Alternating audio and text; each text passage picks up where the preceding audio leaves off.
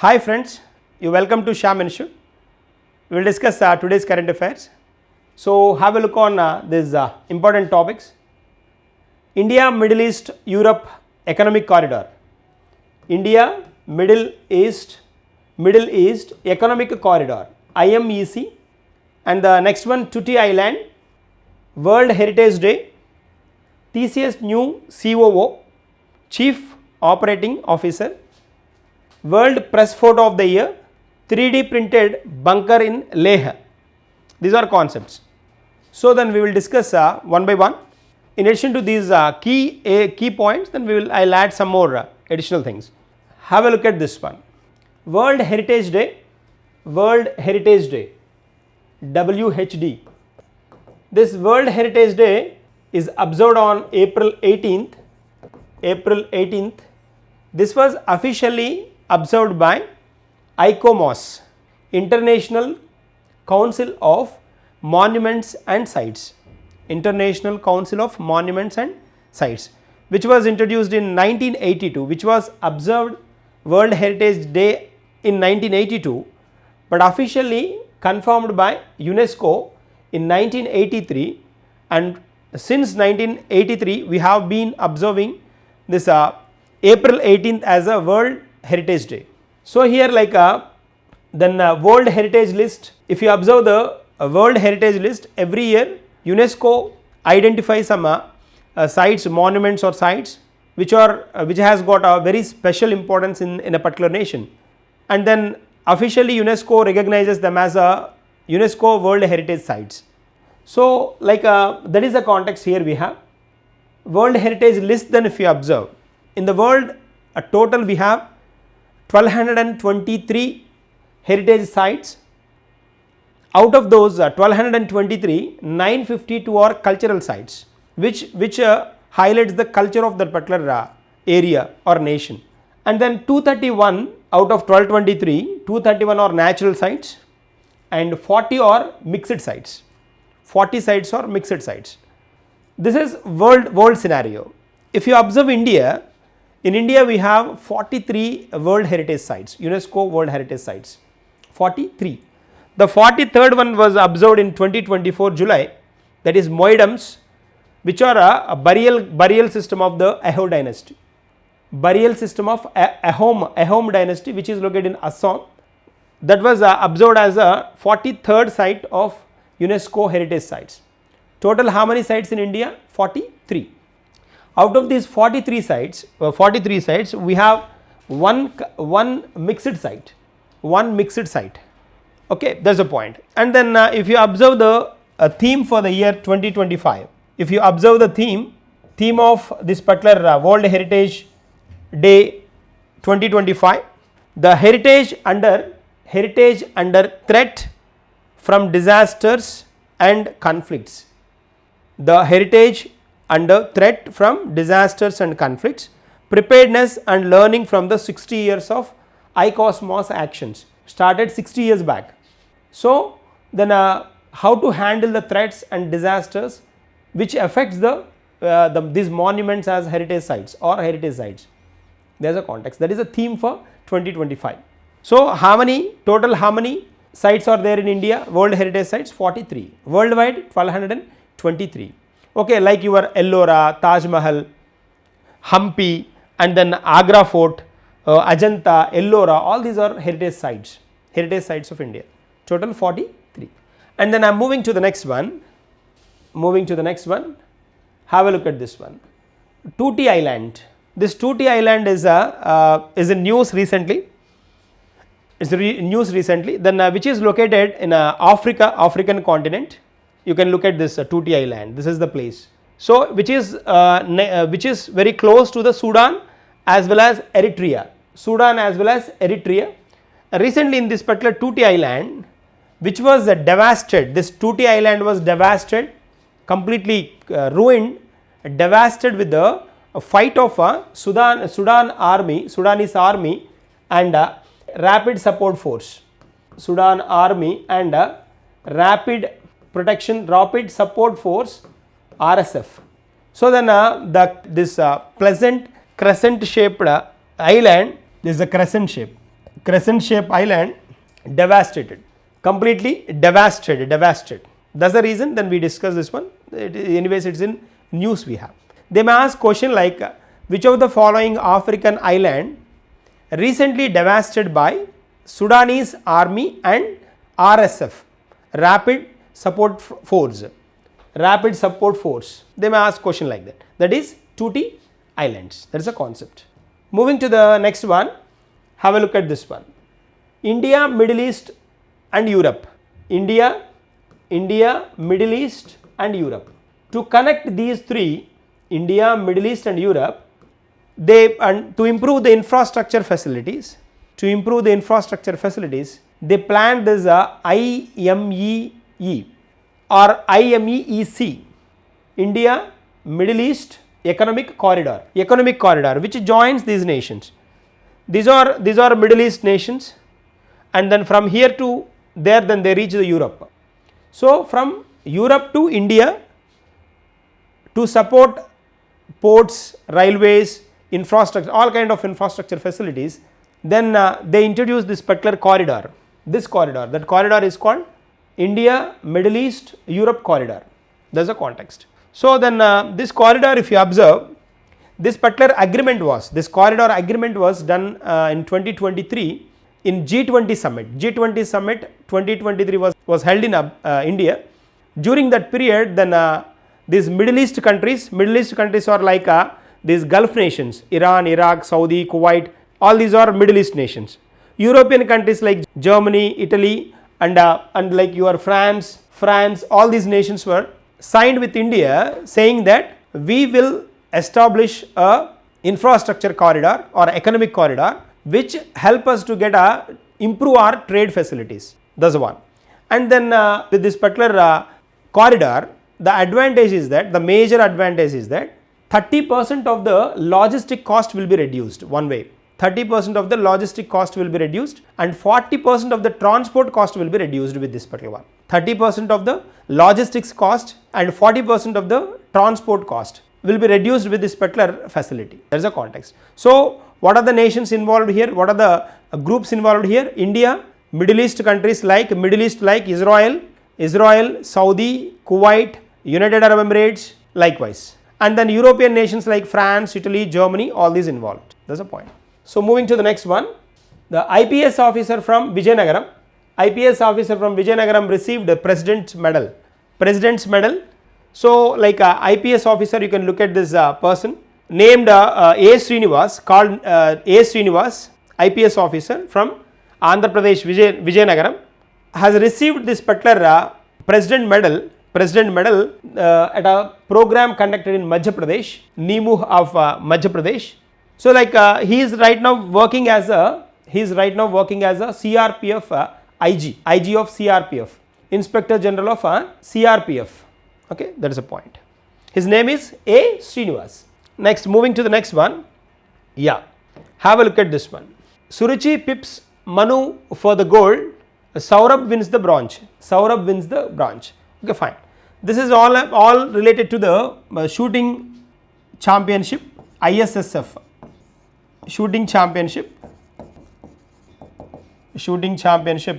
which is observed from April to December in Lima of Peru, is a South American nation, Lima of Peru.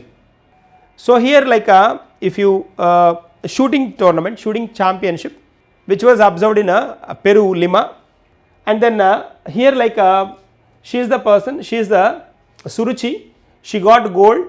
Manu Bakar got the Manu Bakar silver, and then she is Saurabh last girl, then she got bronze. And in addition to this, in this same tournament, in mixed doubles event, these two persons, mixed double event, Suruchi and Saurabh, these two got gold medal in a mixed double series. Mixed doubles 10-meter rifle. 10 meter air pistol mixed team. Mixed means female and male combination team. So doubles means maybe both women, both male. This is a context, this is a mixed one. So they got gold medal, championship is ISSF World Cup, location Lima, Peru, and then here like a gold medal they got, that is a point. Moving to the next one, Bombay Stock Exchange. Bombay Stock Exchange is in news right now we have, which has completed 150 years of their establishment. 150 years back in 1875 it was established, it was established in Mumbai. It has completed 150 years, very special. 150 years is not easy matter, is it? Very special. So stock exchanges, or in general stock exchange is nothing but which allows the investors to get invest in shares, stocks, and in debt instruments or mutual funds, whatever. But these particular stock exchanges particularly are controlled by the regulator called SEBI, Securities and Exchange Board of India. SEBI is a regulator of capital market. SEBI is a regulator of capital market. RBI is a regulator of money market.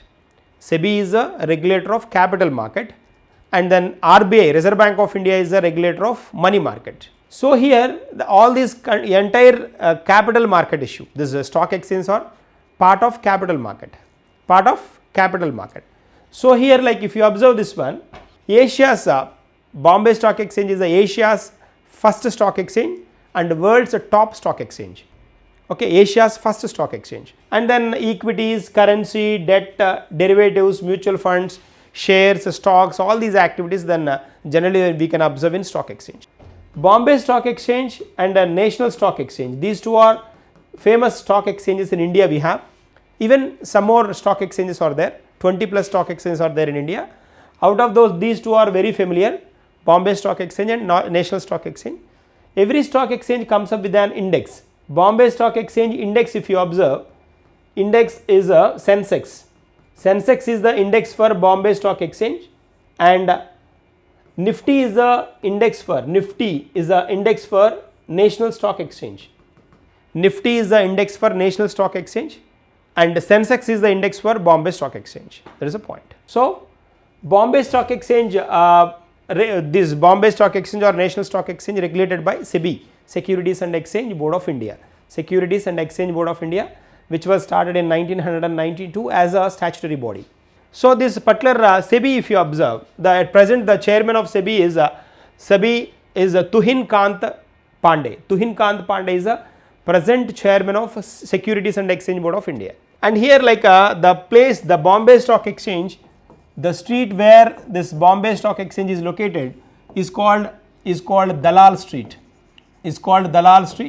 And the street where New York Stock Exchange is the world's largest stock exchange or world's biggest stock exchange. World's biggest stock exchange is a New York Stock Exchange. This New York Stock Exchange, world's biggest or largest stock exchange. New York Stock Exchange located in anyways New York, and the street where it is located is called Wall Street. That is a point. Then moving to the next one, World Press Photo of the Year. Every year then a special photo generally then identified for this particular award, that is called World Press Photo of the Year award. This year this particular award given to a portrait of a Palestinian boy who lost arms. This boy lost arms, Mohammed Azor, he is the boy, 9 years old boy. He lost his hands in the fight of Israel attack on Gaza. Gaza is located in Palestine. So in the attack of Israel on Gaza, this boy lost his hands. So this particular image has got the prestigious award, the World Press Photo of the Year award. That particular photo was taken by Qatar-based photographer. He is called Samar Abu Elog. So he is the person got this particular award. He is a Qatar photographer. In this particular event, 141 countries photographers participated. Out of those, then this particular person selected, Qatar based photographer selected Samar Abu Elog, that's the point. And then I'm moving to the next one. Yeah, have a look at this one. Story of many firsts. She is a TCS new Chief Operating Officer, new Chief Operating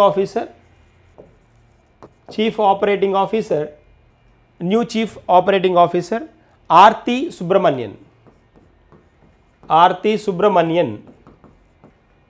She is the first women COO at TCS,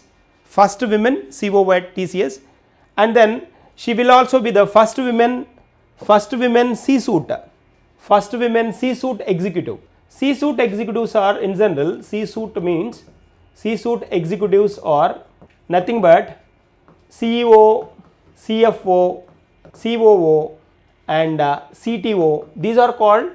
These people are called C-suite, and they starts with the C letter. Chief Technical Officer, Chief Executive Officer, Chief Financial Officer, Chief Operating Officer. So then she joined as a COO. She is the first C-suite executive as well, a women executive, special thing. And then even within the broader Tata group, Subramanian will be the one of the few women to hold the Chief Operating Officer post. Very special part, very special. And then Subramanian started as a graduate trainee. She started her career as a graduate trainee. That is the lowest job in general in this particular IT companies or any company. Lowest job in the sense professional job, but lowest one. It's a base one. Everybody starts their career from that job only in IT companies. So then she started her career as a graduate trainee, and then she reached a apex position like COO, Chief Operating Officer. That's one. Then Chief Operating Officer. Next, then if you observe, then she started her TCS career in 1989. She joined as a graduate trainee in 1989. Right now in 2025, after 30 plus years of experience, she joined as a COO. So like we will have a look at the heads of this TCS. TCS brand is a very famous brand. Recently TCS is in news, which is TCS is the second strongest IT company in the world. Second strong IT company. First position occupied by Accenture, second one TCS, third IBM, fourth Infosys and sixth HCL Technologies. These are top 5 companies. So here, like if you observe the heads of this particular company, because then TCS has got very different elite executives, so then you can look at them. Let's have a look at this particular person.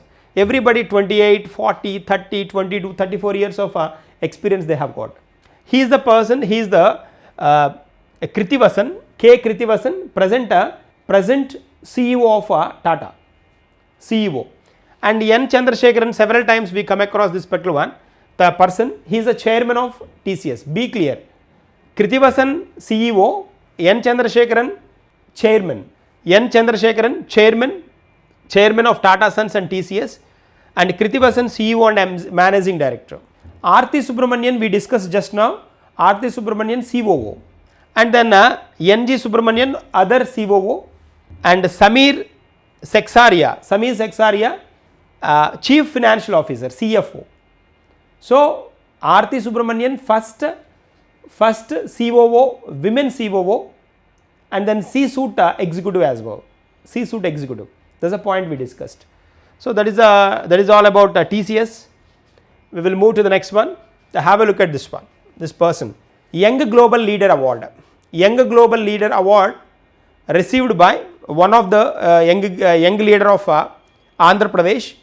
Very special person. Union Civil Aviation Minister Ram Mohan Naidu, named as the Economic Forum's Global Young Leader.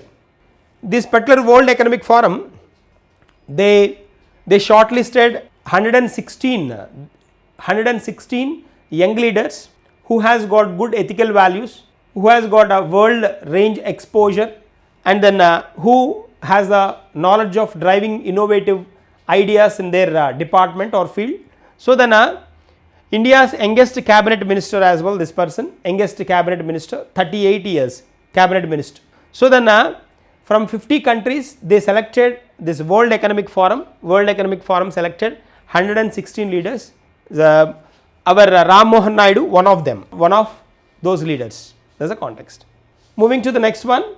Yeah, IIT Hyderabad builds world's highest on-site 3D printer, 3D printed bunker in Leh, Ladakh. Leh is in Ladakh. The highest position from sea level, highest position from sea level is this Leh. Around it is this particular 3D printed bunker. You can look at this particular one, 3D printed bunker. Bunker means we in a warfare, then the mild vehicles with the which move with the chassis, then we call them as bunkers. So this is a 3D printed bunker observed at Leh. So here like a 3D printed bunker in Leh, this was introduced, this particular was introduced with the support of Simply Forge and IIT Hyderabad. Simply Forge and IIT Hyderabad, these two then designed this particular 3D printed bunker, and under Project Prabal, which is a defense project, Project Prabal, under this project this particular 3D printed bunker was introduced. KVL Subramaniam, head of IIT Hyderabad, joined hands to introduce this particular project to the defense in general. So then bunker is at an altitude of 11,000 feet, 11,000 feet altitude it is located in. Leh is a high altitude area. So then it was installed at 11,000 feet height. That's the context. Moving to the next one, have a look at this one. The Ecuador's new president is Daniel Noboa, Ecuador's new president. He was joined as a president in 2023, the first time elected, and then earlier he was a bananas businessman. Then he got a command to join as a president, and then he elected in a election, 23 elections, and he joined as a president. He appointed as a president, and then during his tenure, then he completely suppressed, controlled all the illegal activities in Ecuador, so that due to some kind of reasons, then impeachment was announced on this particular person, and again they conducted elections in Ecuador. He re-elected as a president of Ecuador. There's a context. Ecuador is a small country, and then which is a oil producing country earlier, and then which was part of OPEC nations, oil producing and exporting countries group. Earlier it was. So in 2020 it was completely then moved away from this particular group, OPEC group, and then if you know, then the capital of Ecuador is Quito, and currency is dollar. That's one. And then have a look at this particular one. Tabla and Shahnai secured GI tags. GI tag, geographical indication tags. So then this is Purab Gharana we call. Tabla is called Tabla in Benares Tabla. Purab Gharana, that is the style. Purab Gharana is the style in the playing the tabla. One model in tabla, playing tabla. And then this is a very special culture of the special instruments, tabla as well as Shahnai. Shahnai anyways, like it looks like a Nadaswaram. Very special in Tamil Nadu as well. Tamil Nadu, Andhra Pradesh, in southern nations, Nadaswaram is very special. So it looks like that, similar to Nadaswaram, Shahnai. Very famous person is there in India. We have, that is Ustad Bismillah Khan, who plays this particular Shahnai, very famous with this particular instrument. And tabla wise, if you observe, several people are there. Pandita Anok Helal Mishra, Pandita Kishan Maharaj, and Santa Prasad Zakir Hussain. Taj tea ad, then if you can remember. If you remember that, then you can understand. Then he plays the tabla and he says like Wahtaj, like you might hear about that one. So anyways, like which these two instruments represents the culture and craft heritage gained natural recognition of a particular authority granted, tabla as well as shahnai. These two instruments from Varanasi, that is Uttar Pradesh. This got what, GI tag, geographical indication tag. This in GI tag then continues till 10 years. After that they have to get renewal again. This is a context. So then these are current affairs for the day. We will meet in tomorrow's session with the continuation of this one. Thank you and all the best.